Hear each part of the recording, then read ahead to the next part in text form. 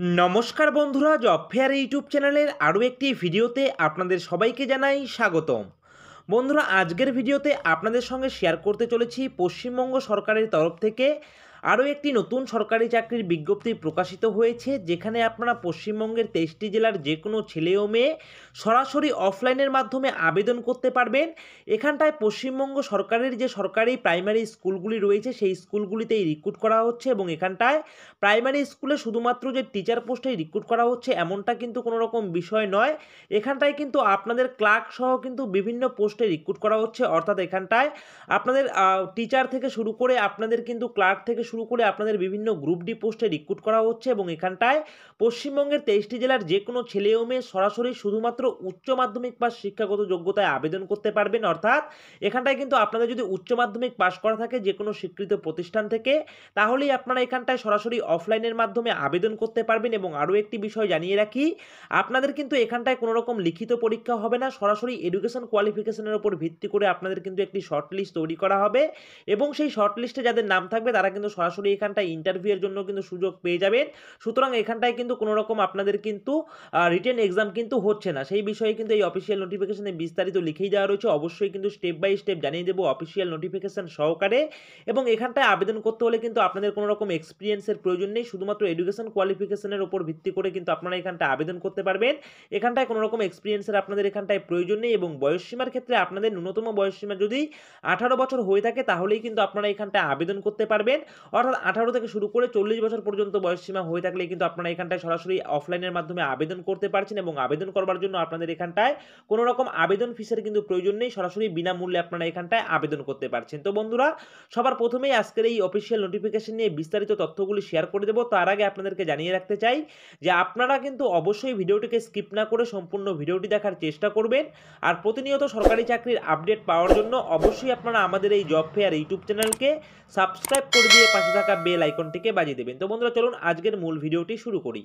তো বন্ধুরা, এখানটায় দেখতে পাচ্ছেন, এখানটায় কিন্তু আপনাদেরকে জানিয়ে রাখি যে আপনাদের কিন্তু 3টি ডিফারেন্ট পোস্টে কিন্তু রিক্রুট করা হচ্ছে। অর্থাৎ আপনাদের কিন্তু 3 ধরনের ডিফারেন্ট পোস্টে রিক্রুট করা হচ্ছে, যেখানটায় আপনারা কিন্তু উচ্চ মাধ্যমিক থেকে শুরু করে আপনারা কিন্তু গ্র্যাজুয়েশন পাস থেকে শুরু করে আপনারা কিন্তু আরও বিভিন্ন শিক্ষাগত যোগ্যতার মাধ্যমে আবেদন করতে পারবেন। এবং এখানটায় আপনাদের একটি পোস্ট আমি দেখিয়ে দিচ্ছি, দেখুন যে এই পোস্টে আবেদন করবার জন্য আপনাদের শিক্ষাগত যোগ্যতার প্রয়োজন শুধুমাত্র হায়ার সেকেন্ডারি পাস। অর্থাৎ যে কোনো স্বীকৃত প্রতিষ্ঠান থেকে আপনারা যদি শুধুমাত্র হায়ার সেকেন্ডারি পাস করে থাকেন তাহলেই কিন্তু আপনারা এখানটায় আবেদন করতে পারছেন।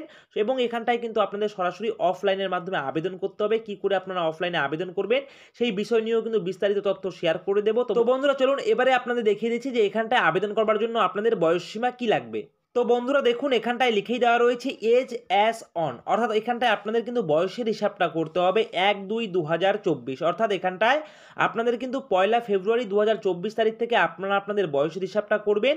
এবং এখানটায় কিন্তু 1 জানুয়ারির কথা কিন্তু লিখে দেওয়া নেই, আপনারা অবশ্যই মাথায় রাখবেন এখানটায় কিন্তু 1 ফেব্রুয়ারির কথা লিখে দেওয়া রয়েছে। অর্থাৎ আপনাদের ফেব্রুয়ারি মাসের 1 তারিখ 2024 এই তারিখ অনুযায়ী আপনাদের বয়সসীমা কী হতে হবে দেখুন, এখানটায় লিখেই দেওয়া রয়েছে যে আপনাদের maximum age as per state gov. অর্থাৎ এখানটায় পশ্চিমবঙ্গ সরকারের গভর্নমেন্টের যে অর্থাৎ পশ্চিমবঙ্গ সরকারের রুলস অনুযায়ী আপনাদের কিন্তু বয়সসীমা থাকতে হবে। তো পশ্চিমবঙ্গ সরকারের যে রুলস রয়েছে সেই রুলস অনুযায়ী কিন্তু মিনিমাম বয়সসীমা আপনাদের 18 বছর হতে হবে, এবং ম্যাক্সিমাম বয়সসীমা কিন্তু আপনাদের 40 বছর হতে হবে। অর্থাৎ 18 থেকে 40 বছরের মধ্যে যদি আপনারা হয়ে থাকেন তাহলে কিন্তু আপনারা এখানটায় আবেদন করতে পারবেন সরাসরি অফলাইনের মাধ্যমে।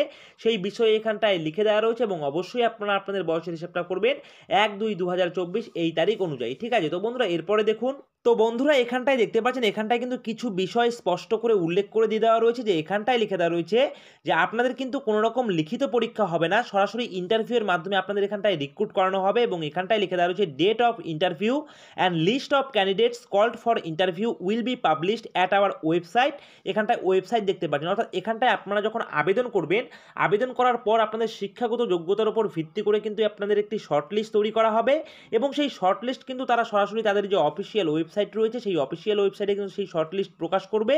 এবং সেই শর্ট লিস্টের পাশাপাশি আপনাদের যাদের নাম সিলেক্ট হবে বা যাদের নাম থাকবে তারা কিন্তু সরাসরি ইন্টারভিউয়ের জন্য সিলেক্ট হয়ে যাবেন। এবং আপনারা ইন্টারভিউ আপনাদের কবে কখন কোথায় হবে সেই বিষয়ে কিন্তু তারা এই অফিসিয়াল ওয়েবসাইটেই নোটিফিকেশনের মাধ্যমে কিন্তু আপনাদের জানিয়ে দেবে, সেই বিষয়ে এখানটায় লিখে দেওয়া রয়েছে। এবং এখানটায় লিখে দেওয়া রয়েছে আপনাদের 8 নম্বরে দেখতে পাচ্ছেন selection of the interview board is final. অর্থাৎ আপনাদের যে এখানটায় যে বোর্ডের মাধ্যমে রিক্রুট করা হবে এবং যে সিলেকশন কমিটি থাকবে সেই সিলেকশন কমিটি যে শর্ট লিস্ট তৈরি করা হবে সেটাই কিন্তু ফাইনাল বলে কিন্তু বিবেচিত হবে। অর্থাৎ এখানটায় কিন্তু আপনারা কোনো রকম প্রত্যুত্তর করতে পারবেন না যে এখানটায় আপনাদের নাম থাকার কথা ছিল কিন্তু কেন নেই, এই সমস্ত বিষয় কিন্তু আপনারা বলতে পারবেন না। সুতরাং এখানটায় ইন্টারভিউ বোর্ড যেটা ফাইনাল ডিসিশন নেবে সেটাই কিন্তু আপনাদের পরবর্তী সময়ে ফাইনাল সিদ্ধান্ত হিসাবে কিন্তু গৃহীত হবে, সেই বিষয়ে এখানটায় কিন্তু লিখে দেওয়া রয়েছে। এবং এরপরেও লিখে দেওয়া রয়েছে, দেখতে পাচ্ছেন যে the candidates directed to the institute of having computer literacy would be preferred. অর্থাৎ এখানটায় যেহেতু আপনাদের 3 রকম পোস্টে রিক্রুট করা হচ্ছে, তো একটি পোস্ট রয়েছে যেখানটায় কিন্তু আপনাদের কম্পিউটার লিটারেসি অর্থাৎ কম্পিউটারের উপর যদি বেসিক দক্ষতা আপনাদের থেকে থাকে, এছাড়াও কম্পিউটারের উপর যদি আপনাদের সার্টিফিকেট থেকে থাকে, তাহলে আপনাদের কিন্তু অবশ্যই অগ্রাধিকার দেওয়া হবে। যেহেতু এখানটায়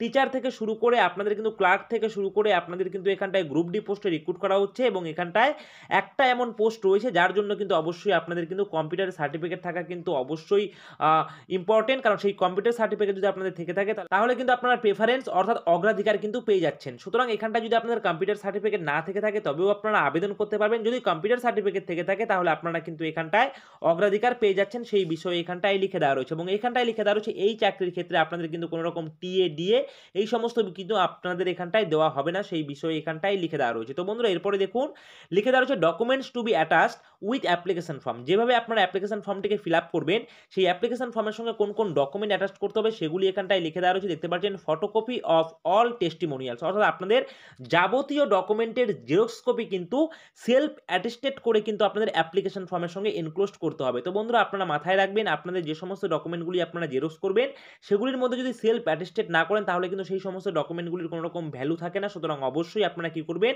আপনাদের সমস্ত ডকুমেন্টের জেরক্স কপি সেলফ অ্যাটেস্টেড করে কিন্তু আপনারা আপনাদের অ্যাপ্লিকেশন ফর্মের সঙ্গে এনক্লোজ করবেন।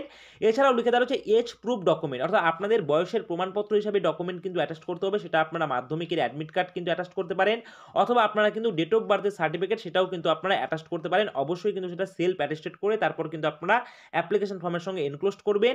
এরপর লিখে দেওয়া হচ্ছে ডকুমেন্ট অফ সিটিজেনশিপ, অর্থাৎ এখানটায় আপনারা যে ভারতবর্ষের নাগরিক তার জন্য ডকুমেন্ট কিন্তু অ্যাটাচ করতে হবে। সেটা আপনারা আধার কার্ড কিংবা আপনারা ভোটার কার্ড এই সমস্ত বিষয় কিন্তু আপনারা জেরক্স কপি করে সেলফ অ্যাটেস্টেড করে এনক্লোজ করে দিতে পারেন। যেহেতু এখানটায় কিন্তু পশ্চিমবঙ্গের 23টি জেলার যে কোনো ছেলে ও মেয়ে কিন্তু সরাসরি এখানটায় অফলাইনের মাধ্যমে আবেদন করতে পারছেন। এবং এখানটায় আপনাদেরকে জানিয়ে রাখি যে এখানটায় যে জেলাতে রিক্রুট করা হচ্ছে বা যে জেলার সরকারি স্কুলে রিক্রুট করা হচ্ছে সেখানে শুধুমাত্র সেই জেলার প্রার্থীরাই আবেদন করতে পারবে এমনটা কিন্তু কোনো বিষয় নয়।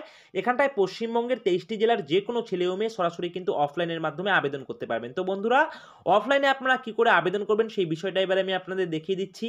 তো বন্ধুরা আপনারা কি করবেন, আপনারা আমাদের ভিডিও ডিসক্রিপশনে টেলিগ্রাম গ্রুপের লিঙ্ক পেয়ে যাবেন, সেখানে ক্লিক করে সরাসরি আপনারা আমাদের সঙ্গে টেলিগ্রাম গ্রুপে যুক্ত হয়ে যাবেন।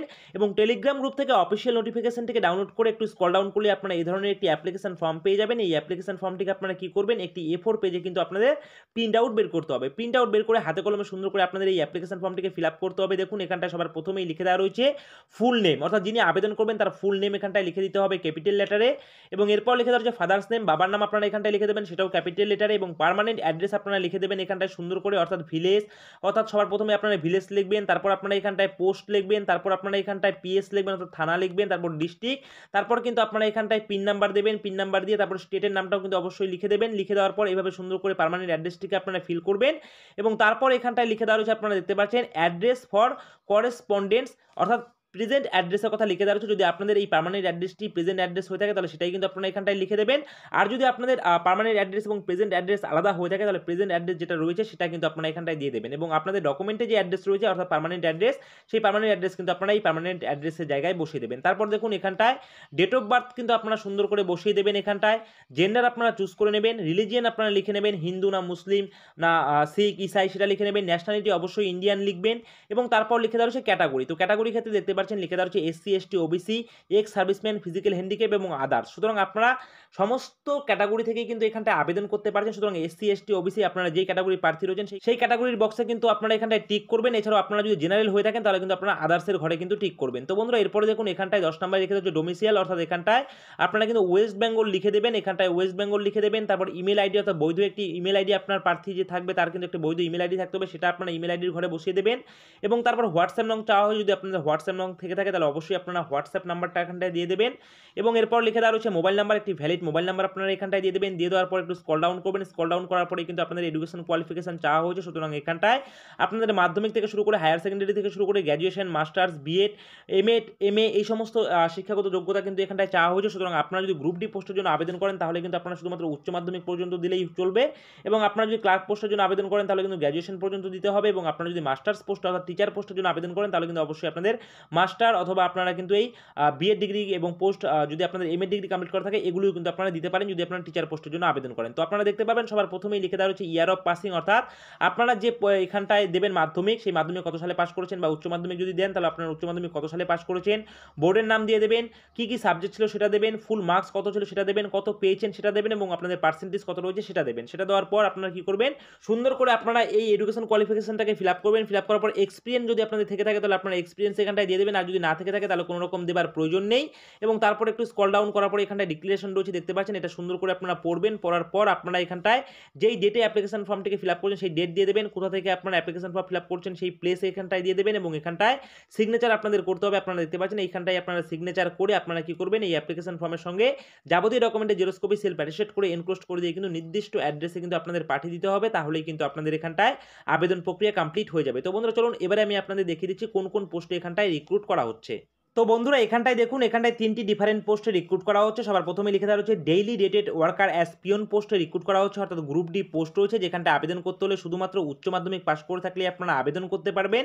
এবং এরপর দেখতে পাচ্ছেন এখানটায় লিখে দেওয়া হচ্ছে অ্যাকাউন্টেন্ট কাম ক্লার্ক পোস্টে রিক্রুট করা হচ্ছে, যেখানটায় আবেদন করতে হলে আপনাদের বিকম ডিগ্রি কমপ্লিট করা থাকতে হবে, সঙ্গে নলেজ থাকতে হবে কম্পিউটারের উপরে, তাহলে আপনারা আবেদন করতে পারবেন। এবং এখানটায় লিখে দেওয়া হচ্ছে এক্সপিরিয়েন্স প্রেফারেবল, অর্থাৎ আপনাদের যদি এক্সপিরিয়েন্স থেকে থাকে তাহলে আপনাদের এখানটায় অগ্রাধিকার দেওয়া হবে, আর যদি আপনাদের এখানটায় এক্সপিরিয়েন্স না থেকে থাকে তবেও কিন্তু আপনারা এখানটায় আবেদন করতে পারবেন যদি শিক্ষাগত যোগ্যতা আপনাদের বিকম এবং আপনাদের যদি কম্পিউটারের উপর নলেজ থেকে থাকে তাহলেই কিন্তু আপনারা এখানটায় আবেদন করতে পারবেন। এবং এরপর দেখতে পাচ্ছেন লিখে দেওয়া হচ্ছে গেস্ট লেকচারার অফ ম্যাথামেটিক্স, অর্থাৎ আপনাদের কিন্তু অঙ্কের উপরে গেস্ট লেকচারার পোস্টে রিক্রুট করা হচ্ছে, যেখানটায় আবেদন করতে হলে শিক্ষাগত যোগ্যতা আপনাদের চাওয়া হচ্ছে আপনারা যদি এমএসসি ডিগ্রি কমপ্লিট করে থাকেন ম্যাথামেটিক্সের উপরে, সঙ্গে মিনিমাম যদি 50% নাম্বার থেকে থাকে এবং বিএড ডিগ্রি যদি কমপ্লিট করা থাকে তাহলে আপনারা আবেদন করতে পারবেন।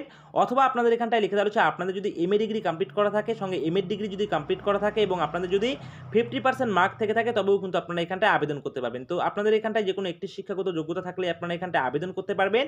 এবং এখানটায় আপনাদের দেখতে পাচ্ছেন কোথা থেকে অফিসিয়াল নোটিফিকেশন প্রকাশ করা হয়েছে, লিখে দেওয়া রয়েছে government of West Bengal, department of school education, এরপর লিখে দেওয়া রয়েছে state council of educational research and training, Itachuna government sponsor primary teachers training ইনস্টিটিউটে আপনাদের রিক্রুট করা হচ্ছে। এবং এখানটায় অ্যাড্রেস আপনারা অন স্ক্রিন দেখতে পাচ্ছেন এবং এখানটায় আপনারা দেখতে পাচ্ছেন অফিসিয়াল নোটিফিকেশন পাবলিশ করা হয়েছে 21/2/2024 সেই তারিখে, এবং এখানটায় মেমো নাম্বার আপনারা কিন্তু অন স্ক্রিন দেখতে পাচ্ছেন। তো বন্ধুরা এখানটায় আপনাদের আবেদন করার লাস্ট ডেট কি রয়েছে দেখুন, এখানটায় দেখতে পাচ্ছেন, এখানটায় কিন্তু একটু স্ক্রল ডাউন করে দেখতে পারবেন, এখানটায় আরেকটি জিনিস লিখে দেওয়া রয়েছে আপনাদের কিন্তু এখানটায় সম্পূর্ণ কন্ট্রাকচুয়াল বেসিস রিক্রুট করা হচ্ছে, অর্থাৎ এখানটায় কিন্তু কোনো রকম পার্মানেন্ট বেসিস রিক্রুট করা হচ্ছে না, কন্ট্রাকচুয়াল বেসিস আপনাদের রিক্রুট করা হচ্ছে। এবং এখানটায় আবেদন করার লাস্ট ডেট রয়েছে 10/3/2024, আপনারা কিন্তু অন স্ক্রিন দেখতে পাচ্ছেন। এবং এখানটায় আপনারা দেখতে পাচ্ছেন অ্যাড্রেস লিখে দেওয়া রয়েছে, এই অ্যাড্রেসে কিন্তু আপনাদের অ্যাপ্লিকেশন ফর্ম পাঠাতে হবে। দেখুন Itachuna government sponsor PTTI Hooghly, তারপর পিন কিন্তু এখানটায় লিখে দেওয়া হচ্ছে, এই অ্যাড্রেসে কিন্তু আপনাদের অ্যাপ্লিকেশন ফর্মটিকে পাঠিয়ে দিতে হবে, তাহলেই আপনাদের এখানটায় আবেদন প্রক্রিয়া কমপ্লিট হয়ে যাবে। তো বন্ধুরা এখানটায় আবেদন করার আগে অবশ্যই আপনারা আমাদের ভিডিও ডিসক্রিপশনে আমাদের টেলিগ্রাম গ্রুপের লিঙ্ক পেয়ে যাবেন, সেখানে ক্লিক করে আপনারা আমাদের টেলিগ্রাম গ্রুপ থেকে অফিসিয়াল নোটিফিকেশনটিকে ডাউনলোড করে ভালো করে পড়ে বুঝে তারপর কিন্তু আপনারা এখানটায় নিজ দায়িত্বে আবেদন করবেন। তো বন্ধুরা এই রয়েছে আজকের ভিডিওটি ভালো লাগলে অবশ্যই ভিডিওটিতে একটি লাইক করবেন, কমেন্ট করবেন, শেয়ার করবেন, আর এভাবেই আপনারা আমাদের এই জব ফেয়ার ইউটিউব চ্যানেলের পাশে থাকবেন। সকলে মিলে ভালো থাকবেন, সুস্থ থাকবেন, জয় হিন্দ।